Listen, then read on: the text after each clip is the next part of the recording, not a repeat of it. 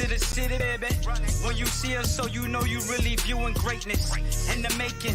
Double up on facts we stating. Podcasting, cruise control, city, state, the nation. So what you saying, what we saying, prime information. Facts, keys to the city, we unlocking the statements. Streaming every Friday. And ladies and gentlemen, we are back. Clovercrest Media presents Keys to the City. We are streaming on all social media platforms at Keys to the City. So comment, like, subscribe, or share, or follow at Keys to the City. Plus, check out clovercrestmedia.com for our podcast and many more podcasts on all major social media platforms. But yes, ladies and gentlemen, there always comes a time for football. It's the NFL playoffs. For NHL fans, we got the hockey playoffs. MLB has their time. Well, as I say, what do you mean by this? NBA fans, it is your time now. Your favorite time of the year is officially upon us. As we get started, we had the play-ins the other night.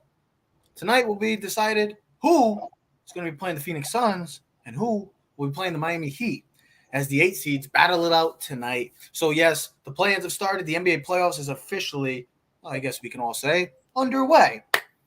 We have actually 2 shows going tonight. We got this one. We got an NBA playoff preview. Then we'll have the Joseph Aguirre joining us to talk takeaways from the first week of the MLB season. I know it's only 155 more games left. Why are we talking about it? We're just doing it for a little fun. So we're going to talk about it. Yankees, any concern? Yes. Already's had 3 home runs. Clayton Kershaw could be a perfect game under his name, but the Dodgers and analytics decided to take him out. And then we got the unwritten rules again, complaining because baseball has supposedly unwritten rules. But let's talk about – yeah, I know, exactly. It's like, what the hell is it? Stupid, bro. It's like this. It's the dumbest thing. Shut up and just play baseball. Stop complaining and play better. That's all I got to say about that. Play better. If you don't want to be embarrassed, then guess what? Play better. I mean, listen, this is not youth baseball. This is not – we're not – people can't stand baseball sometimes. We're Major League Baseball playing with $30 million, $40 million men on baseball. Shut up and play baseball. Shut up and play baseball. Oh, it's not even that. It's about the manager, stuff like that. Just play the game and be better. That's it. Be better. Stop complaining.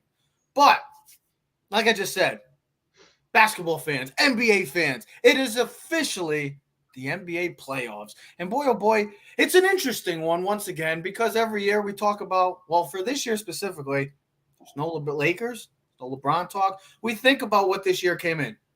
The Nets and the Lakers, Ted, were the odds-on favorite. Well, we had some surprises this year. Got the Chicago Bulls. We have some different. The Phoenix Suns continue their impressive ways and how you can win by building in the draft. I know it sounds crazy in the NBA, specifically the NBA, but a team has just proved it, that you can do it in the draft. So it's just been a remarkable season. We're going to come down to which big man is going to win the MVP. Is it going to be Jokic for a repeat, or is it going to be Joel Embiid finally getting maybe a much-deserving MVP? Speaking of repeats, do we have the Bucks winning the NBA championship again over the Suns? I don't know. But, Ted, let's talk about we always talk about pressure. I know it's a word that everybody gets bored about. Yeah, you can roll your eyes, but it's a word everybody gets bored about because, well, everybody faces pressure in different ways. But the NBA, when we think of this, I only can come up to a handful of names. 1, maybe 2, if any. But I think me and you, I hate to say this, probably are going to agree on it because I don't like to agree with you, Ted, but take it away. I think it's obvious. See, here's where you got to look at it. I gotta hear this. What is it? What's the name? Well, Kevin Durant doesn't have any pressure. No. Listen. So let's go with the flow a little bit. Let's ride the wave, and then we'll fall off the cliff. All right. So guys that have already won championships have nothing to prove. All they can do is increase their legacy. Curry, Draymond, Kevin Durant, Kyrie. Yes, the Brooklyn Nets have something to prove too because they wanted to form this super team. There is pressure. Of course, there's pressure on them. But there's one guy who specifically that's in the East that plays somewhere between, Delaware and Jersey. He's kind of close to you, a couple hours away. Yeah, kind of near Pennsylvania, in Pennsylvania. Oh, yeah. He's been traded, 3 times in the past 5 years? It's James Harden. It's a really obvious one. It's James Harden. James Harden was traded. There was a big trade during the regular season. Something we're not as used to seeing the big names get traded. Maybe in free agency, maybe in the offseason, but not during the regular season. Who cares about Ben Simmons? We know he stinks. He's garbage. Whatever. Hold on. Wait. And now I'll get back to you quickly. The whole Ben Simmons thing. I don't think he's a bum. I don't think I don't think he's a bad basketball player. Great defensive mind. He's a good facilitator, but his antics, the way he's handled everything, yes. Listen, how can you have hurt your back? You haven't played basketball in 12 months. It's just really suspicious, and it's just kind of clownish. Hanging out with the Kardashians too much. You've been out for this long, but tell back to your point. Well, here's the other thing. There is another guy, though, that has the number one seed that is pressure, and that's Chris Paul, too. We don't look at Chris Paul because his team has been the best team all season. They've been the most consistent team. But something that has kind of hurt him, and I don't know if it's his fault, but it is because it's him, injury-prone, especially in the playoffs. Things happen to him. You just wonder, can he perform when it matters most? Is he going to be able to be the driving force to lead this team to a championship? That's something that I think that should happen, but we'll get into that after our prediction. But it's James Harden, bro. If he plays what I think he can play, where a lot of people thought he was, if him and possibly the MVP and Joel Embiid play at their A game, there might be no better combo in the whole league when they're playing at their best ball. There might not be a better center in basketball. There might be no better basketball player than Joel Embiid, but James Harden, his ability to control the game. You can knock him on the defense, whatever. But offensively, that's what we brought him. Score points, be clutch, and be consistent. And lately, down the stretch, for Philly, he has not been consistent. He has not played well. I'm looking at it right now. His playoff stats, what do we got right here? 23 points a game. Not bad, but inconsistent. He's had too many games, though, where he's just been awful. Yeah, he's got 6 assists. But when you compare his playoff numbers to his regular season numbers, there's a change. There's a decline in his performance. And we've said this before. Go back to the Houston game 7 against Golden State when they were up and they had a chance. They were awful, and the leader of the pack, James Harden, was awful and inconsistent, and it was a reason why Houston never got to the NBA Finals. My thing about James Harden is we know what we could do in the regular season. I mean, there's no question about it. Like, I know people don't just like that. Like, to me, James Harden is, well, I'm not a big fan of James Harden, but I know what he brings to the court in the regular season for 82 games or however many games he's playing that season. Let's be honest. He's one of the best offensive players in the game. Maybe one of the best, could go down as one of the best offensive players of all time in this league, in this great offensive league. It doesn't matter to me about what anybody does in 82 games. When you're on a team that's supposed to be one of the favorites, whether it's the Brooklyn Nets, whether it's the Oklahoma City Thunder, whether it's the Houston Rockets, and now it's the Philadelphia 76ers. All the teams that James Harden have been a part of have been title contenders, have been one of those teams that you would consider title contenders. And every one of those occasions with James Harden, he's failed miserably. And I know that biggest games too. Look, here's my thing about, I know people say, well, Kevin Durant. Well, let's be honest. Kevin Durant does his thing in the playoffs. There may be no better player that we've seen, maybe other than LeBron and Kobe or Shaq in the playoffs, that really dominate offensively and dominate a game overall. But when you see James Harden, you know what he brings to the floor. One of the best offensive players in the game. When it comes to crunch time, and you know what? I'm going to relate this to Aaron Rodgers because we know what Aaron Rodgers can do in the playoffs. We know how great – not playoffs. We know how great he is in the regular season. James Harden, Aaron Rodgers, two guys that we would consider complainers. They like to whine a lot.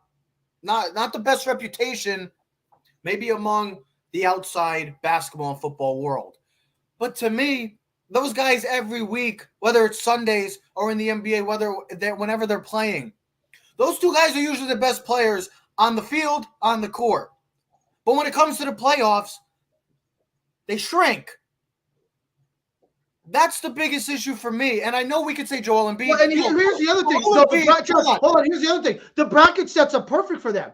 They don't have to play Brooklyn or Milwaukee I still think they have a very, very tough road. I mean, Toronto's going to be tough. Listen, you don't have to play Milwaukee. You don't have to play Brooklyn. Tough.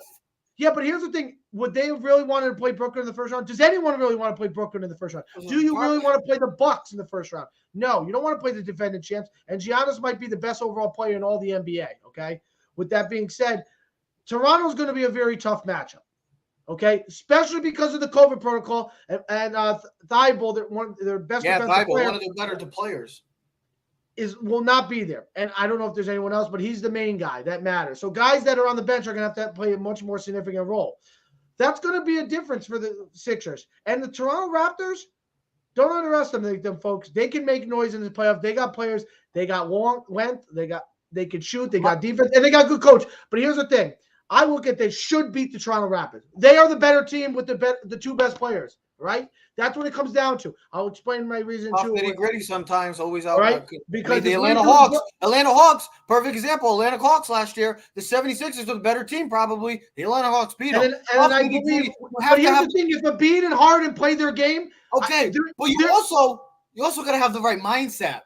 Like sometimes these guys, because of their personalities, their big personalities, I should say, sometimes that always doesn't connect when you're having an off game. Like the tough and nitty-gritty get in your head. When you got Scotty Barnes, who's actually have a phenomenal rookie season, a great pick. At the time, we thought that Jalen Suggs was going to be the pick for the Toronto Raptors. Scotty Barnes has delivered. Pascal Siakam has delivered. This has always been a tough, nitty-gritty team. And I believe when you have a guy like that, when you have teams like that are going to kind of nitpick at you, poke at you, get in your head. Those guys have those big personalities. They might go MIA for one of those games. So that's not a guaranteed series. I believe that it's funny because we sit here and we're like, oh, well, what about the West? Well, that's just how the NBA has been this year, ladies and gentlemen. The Eastern Conference has been it's grabbing your attention. Well, the East has been much more competitive. Hold on. The West, though, has been like 1 through 8. Hold on. The West has been, but the East, though, I mean, you look at it. Brooklyn's a 7 seed. You got the Sixers. I mean, you're talking about Toronto right now. They're no slouches. All right. If Atlanta, if they win, what's to say that they couldn't beat the Heat in that 1-8 matchup? All right. They played tonight against the Cavs. So, and you said it, Trev, the Hawks, they made a run last year. Anyone in the East right now can win that. Let me say this. Let me finish. The Eastern Conference all year, it's been who's going to be the number 1 seed and where are the Brooklyn Nets going to be and who are they going to be playing? For the West, it's predominantly been, let's be realistic, what's going on with the LA Lakers? That's always been the storyline, it felt like to me, coming out of the Western Conference. And that's the thing that annoys me because I'm a Laker fan. But to hear that, when you have teams like the Dallas Mavericks, the Utah Jazz, who have been steady teams in this Western Conference, the Phoenix Suns are doing it the right way. The Memphis Grizzlies doing it the right way. The Golden State Warriors are starting to get back everybody. But my point is that you talk about all these teams. That's what we were talking about with the Western Conference. The Eastern Conference, that's what it ultimately we talked about. Who was going to be the 1 seed and who was going to be playing the Brooklyn Nets. Because it always felt like those were the 2 teams, realistically, that had the chance to dominate the headlines. So, Ted, we talk about the pressure. Let's move on for the pressure. Let's talk about to you. Is there an interesting matchup that you really are eyeing? It doesn't have to be a first-round matchup. Now, there's some great first-round matchups. Yeah, no. Let me just slow you down on that. The first round, there's some real intrigue in that first round. But is there a matchup that you could be possibly seeing in the future that really is getting you going? Well, so the West.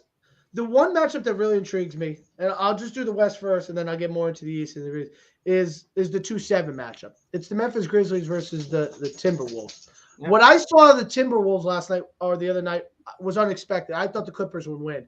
For them to be able to fight back, listen, Karl-Anthony Towns has been playing some of his best basketball. You know, they got Patrick Beverley, who is Anthony Edwards has been a hell of a story for them, and he's been a hell of a pick for him. Listen, you're talking about 2 young, great teams. And you got stars. I mean, you got John Morant in his first playoff, so let's see how he plays. We saw how well the Grizzlies played without John Morant. What were they, 19-2 when John Morant was out. I mean, they were electrifying. They have depth, they have talent, they have coaching. I'm just really interested in this series because it's two young stars with Karl-Anthony Towns, who I know he's been in the league for a little bit. You got John Morant, and the thing what a lot of people will say is, okay, how serious is? Oh, Ted, they were 20-4. 24. Okay, so I remember the last time I looked, it was like 19-3. I'm just, the point is that they were always consistent, no matter if Ja was on the court or he was off the court. They've been a consistent team this season. Me personally, that's the thing. The West has like maybe one or two. But there's a possibility, and it's kind of unfortunate because Paul George tonight is going to miss the game against the Pelicans as he's doing to help them. I think the Pelicans are going to win now. That's what I was going to say, is that my mind was all on the Clippers because of the fact that you have Paul George, and I said that you never know what that 1-8 seed, because you don't take – Well, here's the thing. Could Kawhi have come back? That's what I'm saying. We don't know what's the whole situation. But now with Paul George out, with Kawhi out, maybe you do lean towards the Pelicans with C.J. McCollum and that young core that is starting to believe with themselves without Zion Williamson too. So there's a chance that Zion could be coming back. I mean, God forbid. I heard, yeah. You saw the dunk, right? And then I think the most intriguing matchup, even though I would say the Sixers, no, I don't think specifically that series really excites me. It's the Boston Celtics and Brooklyn Nets one. I think for me, it's obvious. It's because we have a special fan going to that game, a lucky fan going this weekend on Easter Sunday. I think that series has a lot of intrigue because you think about where Boston came from, where they started the season, where there was turmoil. They did not perform well off the bat. There was a new coach. Everything was kind of transitioning. And then everyone was screaming was split them up, split the Jaylen Brown. And I mean, I would love it because the Lakers and Jason Tatum. But you know what? The coach and the team, they found it, and they found it really good. And I want to make sure I get this stat right. They have. Give me 1 second. Where was the stat? It was something where they were like 30. Shut up. It was like this man is struggling. Oh, okay. Here you go. Since the calendar year turned 2022, the slow starting Celtics have been a juggernaut, going 31-10 in the season's back half, snagging a second place finish. So they have played some of their best basketball down the stretch. I think Williams, their power forward / center that they use, being out with the knee injury, I think could drastically hurt them because they could switch 1-5. They play great defense. They score. They're the best defensive team in the league. They are phenomenal, and they got 2 stars. But you and me, I did this the other day. I go, Trev, but if you were going by stars, I would still take the Brooklyn Nets stars over the. Oh, you said you have. How I would do the top 6. I'll go top 6 because they're pretty bad. Number 1 to me would be Kevin Durant. Would be Durant. Number 2 to me would be Tatum. 3 would be Kyrie. 4 would be Brown. I put Marcus Smart in that. You put Seth Curry. I think that matches up right there. Those are your 3. I think the Robert Williams injury plays a huge factor into this whole series because he was a guy that is going to be up for possibly Defensive Player of the Year. He's been that freaking good for the Celtics as a whole. And to see him, his absence could play into factor. These 2 teams met last year. The Nets obviously won 4-1, but this is a different Celtics team. This is a team that could win. Ted, I'm going to ask you one more question about this, and then we'll make our predictions how we play out. If there's one player that can change an entire series, if you had to take one player that you think could change the series, who would it be in this playoffs? Kevin Durant. That can change maybe the entire playoff outcome. Kevin Durant and Giannis. No. Give me one. They're the 2 best players in the entire NBA when they're on. There's no stopping either of them. There is no person in the league that can guard either of them. We saw what Giannis did like 2 weeks ago when they played the Nets. What did Giannis have, like 46, 13, and 6? What he did in the NBA Finals, Game 7. There was like 7 seconds after Durant hit the shot. We saw what he did in Game 6 at 50. He got fouled. There is no matchup. And for people that knock Giannis because he can't shoot, who gives a hell? He's still the most. He might be the most dominant player. I mean, that's why. That's why the thing between Joel Embiid and Giannis is such an intriguing thing because that was something that Embiid said to Doc Rivers. Is like every time Giannis is out there, I got to be out there because there is no matchup, and then there's no defender that really can guard Durant. Am I crazy? But, I mean, if you want to talk about outside the box, no. Am I crazy to say that a guy that we always think can change a game is Steph Curry? I mean, Steph Curry, if he's 100%, well, here's the thing, and they're rolling, him and Klay Thompson, we know what him and Klay can do. We've seen it plenty of times in this league. If Steph Curry is healthy, 100% healthy, which we have to keep track of that. Too predictable. Oh. What's this lady saying? Too predictable. Don't sleep on Karl Anthony Towns. The man has been on fire. Yeah, they'll be done. Yeah, but here's the thing: as good as he is, he can't change the series. The thing that also was I'm not liking about this. Durant almost won the series last year by himself with Kyrie and Harden being out. Listen, I'm not changing the thing. Relax. Here's my thing. Oh, I lost my train of thought. Also, I wanted to say quickly about the pressure that we didn't talk about. Yeah. Chris Paul. I'm not. He doesn't change the series for me. Devin Booker. No. For facing pressure. I know we talked a lot of Harden quickly. I said that. I mentioned him. I mentioned him when we were talking about Harden. Did you see it? I said we didn't really talk about him because their team's the number 1 seed. They've been so successful, but he's gotten hurt every time in the playoffs. It's like a hamstring. Remember the wrist, the ankle. How do you feel? There's the question. How do you feel right now that you're seeing a lot of the big names start? Calf strain. Luka. We got to keep an eye on him. Steph. Paul George, don't know how long he's going to be out with the rules. You have Embiid that maybe. James Harden, Ben Simmons, all these guys that are coming into the playoffs with some sort of injury or bothered by some sort of injury. They're not going to be 100%. So how do you feel about that? And then we can make our predictions. Or am I going to talk to myself? Listen, I'm listening to you, bro. What I'm saying to you is this. It hurts. It hurts the NBA playoffs because I'm sorry, I'm watching this dog literally just take his whole basket of toys and literally flip them over. He's an animal. He's out of control. No, literally, he's an animal. But no, like I mean, listen, for the Mavs, the Mavs are a real contender going forward. But with Doncic out, they don't win the first series. They don't make it out of the first round without him. He's that significant. He's that important to that team. In the calf strain, we know this. If everyone remembers, Kevin Durant's injury a couple years ago when he was on Golden State was the calf strain. That's why he didn't play through the playoffs. Then he tried to come back. Led to the torn Achilles. Wrecked his Achilles.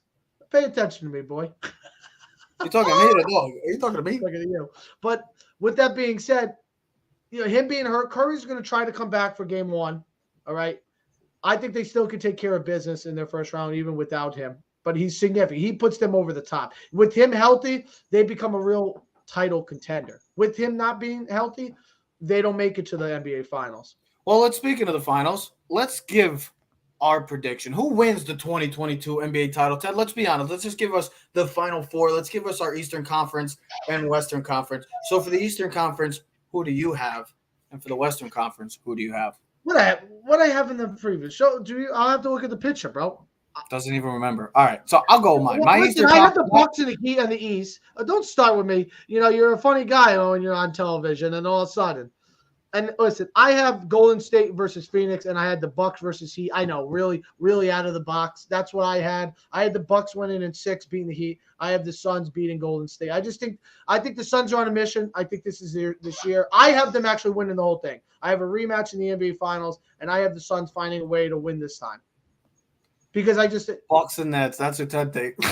She's taking shots at you. You're too predictable. Well, listen. What's to say that any of the teams in the East couldn't make it? 1 through 8. I mean, really. Hold on. I'm answering. If I had to say for the East, personally, I would say the Heat. I'd say the Bucks. I would say the Nets. I would say the Celtics. And I'm hesitant to say the Sixers, but if they're healthy and James Harden and Embiid are clicking, then yes, you have to put the Philadelphia 76ers as well. Now so in the West. Now, what do you think in the West? Is Memphis good enough to – Memphis ready for I think the West is very basic to me. I believe that it would be Golden State if they're 100% healthy, which they're not going to be. Well, they could be by the NBA. Me personally, it's got to be Phoenix. I mean, you're a 64-win team. You've taken the league by storm. You dominated the league this year. You were by far the prohibited favorite and the prohibited best team in this league this year. So to me, it's really 2 teams in the West, and then it's wide open in the East. Like 4 or 5 teams wide open. I want to say the Bulls, but they haven't been able to beat any of these big prime teams. And with the injuries of Lonzo. They haven't been 100%. DeMar DeRozan's been carrying them this entire season, but I expect them to be done very quickly against the Bucks. To me, I think we're both in agreement. I'm a little hesitant. I want to be Bucks over Suns, but I believe this Suns team is just destined. But here's I'll end it on this quick question for you, Trev. I'll go back to the baseball thing and save it like we did the other day. If the Suns have an easier road through the West, where the Bucks are like, okay, so they got to play the Bulls. Then they got to play the winner of the Celtics-Brooklyn series. Then they would possibly have to play the Sixers Heat, more likely not. Their road to the championship is much more difficult than I would say the Phoenix Suns. Do you think that hurts? Do you think that will hurt or help the Suns? To me, the Bucks, you already just won a championship. You did it before. You did it last year. But you like I know that everybody will say repeat. I mean, of course, it's extremely. There's a reason why it doesn't really happen. It hasn't happened since the Miami Heat, LeBron. But that's also when the best player of the world, which many consider Giannis or KD, specifically Giannis in this situation, we consider him one of the best players, if not the best player in the world. So when you are the best player, when you are the most dominant, we expect you to dominate your way into the NBA championship and winning another one and pretty much cementing yourself as a whole. And here's what I'll say.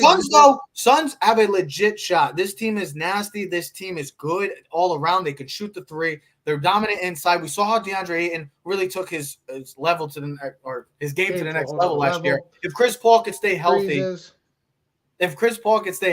froze. He froze. If Chris Paul could stay healthy, let me go to solo until we get him back. But I don't think he's coming back. I think he froze. Oh, no, the Wi-Fi is gone. Don't worry. But we're going to go with the Suns just because of the historical season, and I feel like this team is ready for the challenge. They got there last year. They felt what it was like to defeat. Now they're going to give back to the Bucks what they suffered last year. And we got to go in 7 games. Nothing better than Game 7 in any playoffs.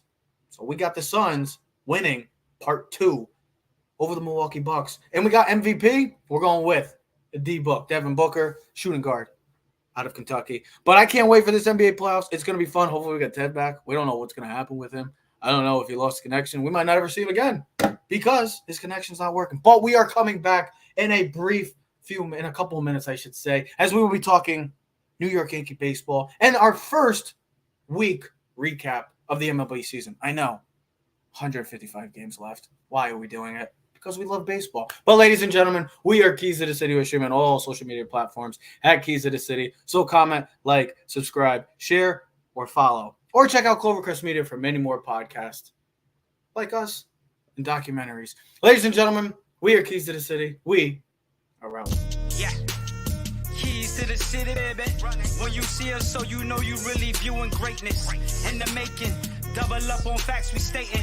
Podcasting, cruise control, city, state, the nation. So what you saying, what we saying, prime information. Facts, keys to the city, we're unlocking the statements. Streaming every Friday.